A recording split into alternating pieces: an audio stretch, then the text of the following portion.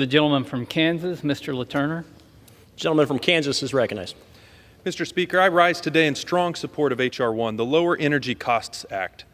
For the past 2 years, the Biden administration has done everything in their power to make it harder to produce energy here in the United States.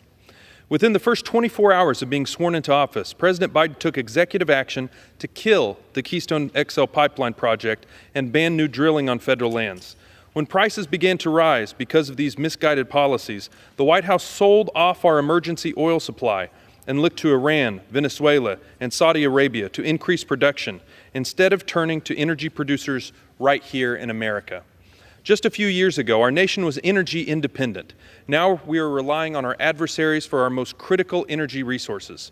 As a result, families across America have faced record high prices at the pump and soaring utility costs. It's time for a new direction. The Lower Energy Costs Act maximizes production of reliable American-made energy by streamlining the permitting process, investing in energy infrastructure in the United States, and reversing burdensome and costly regulations put in place by the Biden administration. President Biden's commitment to Green New Deal policies not only puts our national security at risk, but also threatens our way of life in Kansas.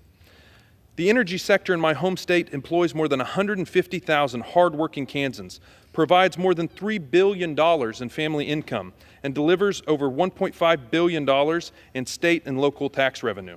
This legislation will protect our energy security, grow our economy, and create good-paying jobs in our communities.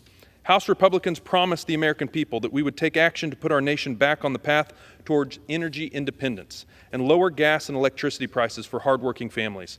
The Lower Energy Costs Act is a crucial step in making good on that commitment, and I encourage my colleagues to support this legislation. Thank you, and I yield back.